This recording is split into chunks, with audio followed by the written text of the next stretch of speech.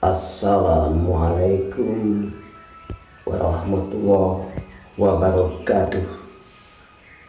Dengan nama Allah yang Maha Pemurah lagi Maha Penyayang. Segapura sirih lentera makna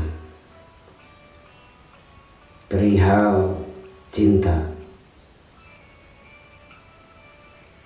Pecinta sejati tidak hanya selalu merindukan yang dicinta, tetapi juga berharap yang dicintainya itu juga merindukannya. Dengan adanya saling merindu, keduanya akan semakin mengenal dan akan memberitahu hal-hal yang tidak diketahui oleh pasangannya. Jika sudah begitu, maka tak ada rahasia apapun di antara keduanya.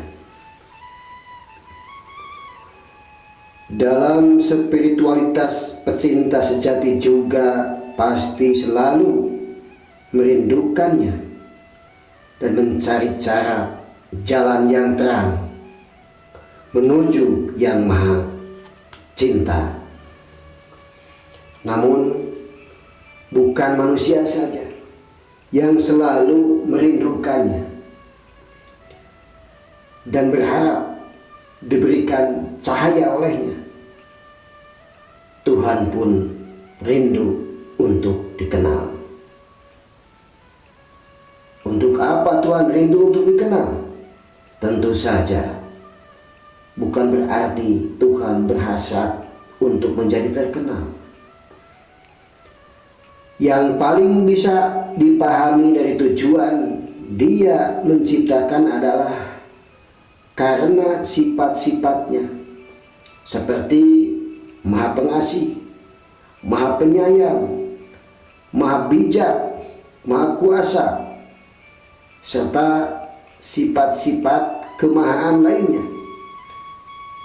Membutuhkan objek untuk merealisasikan sifat-sifat ketuhanannya itu.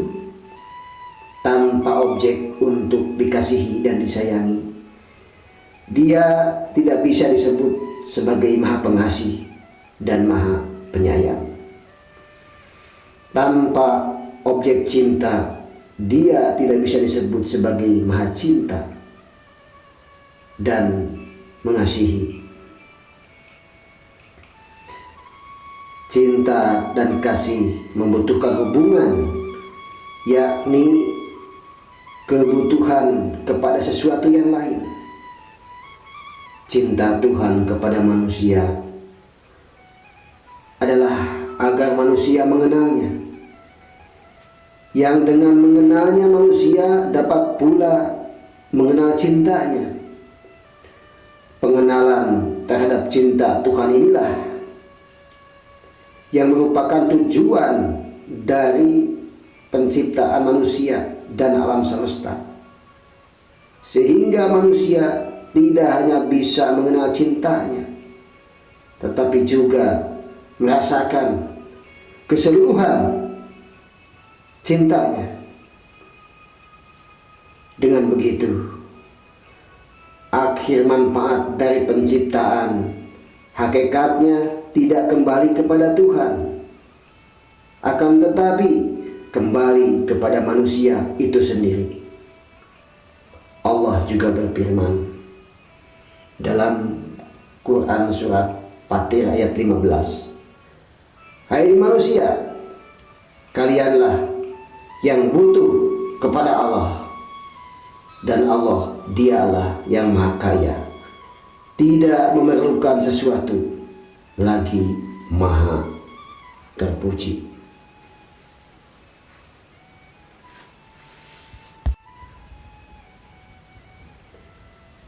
Tuhan itu Maha Agung. Pengetahuan tentangnya tak terbatas. Orang-orang mengenalnya maupun anugerahnya, tak seorang pun hamba menyertainya. Sebaliknya, Allah lah yang akan menemani dalam perjalanan yang diperintahkan. Setiap pecinta pasti selalu ingin diperhatikan oleh yang dicinta. Baginya, puncak cinta paling dahsyat adalah ketika setiap langkah dan gerak-geriknya merasa diawasi dan diperhatikan oleh kekasih tercinta. Ada penyair mengatakan, untuk apa kita memperhatikannya jika ia tidak memperhatikan kita? Orang yang selalu memberikan perhatian lebih padanya. Kata-kata penyair ini memang subjektif. Mungkin tidak sedikit orang yang tidak sependapat dengannya. Akan tetapi harus diakui bahwa jika kita sedang dilanda cinta, pasti kita juga ingin orang yang kita cintai juga memperhatikan kita. Lantas bagaimana caranya?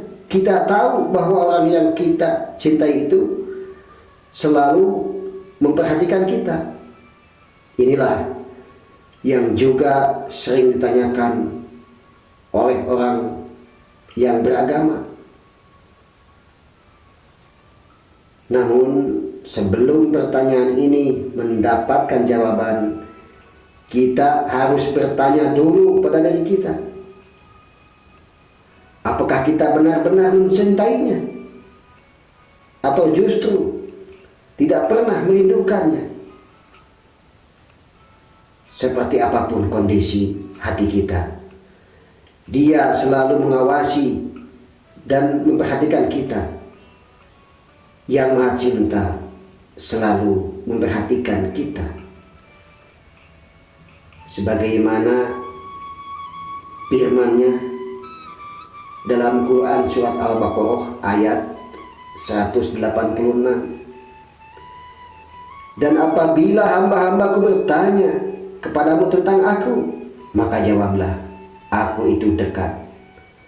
Aku mengabulkan permohonan orang-orang yang berdoa. Apabila ia memohon kepadaku, maka hendaklah mereka memenuhi segala perintahku, dan hendaklah mereka beriman kepadaku, agar mereka selalu berada dalam kebenaran. Juga dalam Al-Quran surat At-Taubah ayat 40, La tahzan innallaha ma'ana. Janganlah kamu bersedih, sesungguhnya Allah bersama kita. Allahu Akbar, asyhadu an la ilaha illallah wa asyhadu anna Muhammad Rasulullah.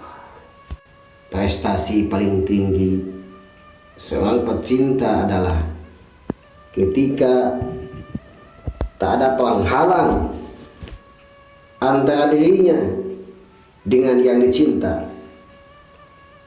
Makrifat. Ketika pecinta sudah berada di level makrifat, maka ia pasti akan mengenal Tuhannya, karena sudah tidak ada tabir dan penghalang yang menghalangi dirinya dengan Sang Pencipta. Ketika berbicara tentang makrifat, para sufi mengungkapkan pengalaman mereka sendiri dan menunjukkan apa yang datang kepada mereka saat tertentu. Adapun salah satu tanda makrifat adalah tercapainya rasa ketentraman dalam hati. Semakin bertambah makrifat seorang hamba, maka hidupnya akan semakin tentram, sehingga apa yang diketahui dari pengalaman itu membuahkan manfaat berupa ketenangan batin, sebagaimana dalam Al-Quran surat Yunus ayat 62. Ingatlah, sesungguhnya wali-wali Allah itu tidak ada kekhawatiran terhadap mereka, dan tidak pula mereka bersedih hati. Ada ungkapan, setiap makhluk yang berakal, sebejat apapun, ia pasti ingin menjadi manusia yang baik, yang selalu dekat, bahkan menyatu dengan Sang Pencipta. Ungkapan ini selaras dengan pernyataan kaum sufi bahwa sebenarnya manusia memang menginginkan penyatuan dirinya dengan Tuhan. Karena itulah perjalanan hidup manusia di dunia yang fana ini merupakan sebuah evolusi spiritual menuju yang maha mencinta.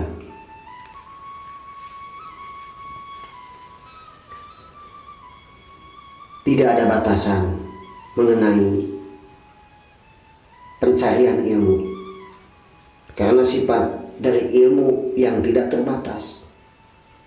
Meski pada substansinya ilmu itu terbatas.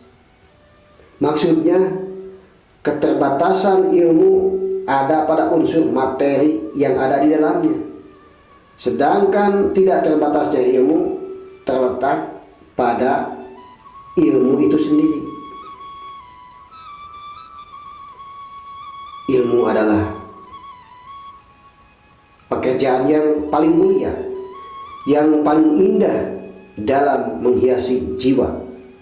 Dengan ilmu, Tuhan mengukir hati seorang hamba sehingga tak ada kesombongan yang melekat, karena ia melihat semua pintu terkunci dengan sendirinya jika ia berada dalam kesombongan atau mengupayakan kesombongan.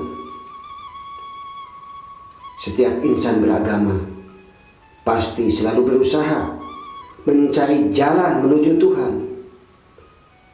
Ada banyak jalan menujunya. Salah satunya adalah dengan ilmu. Dengan ilmu pula kita akan tahu tentang aturan-aturan dalam ibadah seperti sholat, puasa, haji, dan lain sebagainya. Dengan begitu kita akan mengenal Tuhan dekat dan bahkan menyatu dengannya. Dikisahkan bahwa pada suatu hari Nabi SAW mendatangi pintu masjid. Di situ beliau melihat setan berada di sisi pintunya. Nabi SAW pun bertanya, "Wahai setan, apa yang sedang kamu lakukan di sini?" Setan itu menjawab, "Aku hendak masuk masjid dan akan merusak salat orang yang sedang salat ini. Namun aku takut pada seorang lelaki yang tengah tidur ini." Nabi SAW lantas berkata, "Wahai setan, bukannya kamu takut pada orang yang sedang salat, padahal ia dalam keadaan ibadah dan bermunajat kepada Tuhannya, dan justru takut pada orang yang sedang tidur, padahal ia dalam kondisi tidak sadar." Setan itu menjawab, "Orang yang sedang salat ini bodoh, mengganggu salatnya begitu mudah. Akan tetapi orang yang sedang tidur ini orang alim, orang pandai." Ini menegaskan bahwa ilmu itu melindungi kita dari godaan setan. Dengan begitu kita kenal dekat dengannya. Allahu akbar walillahil hamd, subhanallah walhamdulillah wala ilaha illallah, Allahu akbar, wala haula wala quwata illa billahil aliyil azim. Wallahu yaqulul haq wa huwa yahdis sabila. Satu untuk semua, semua untuk satu. One for all for one.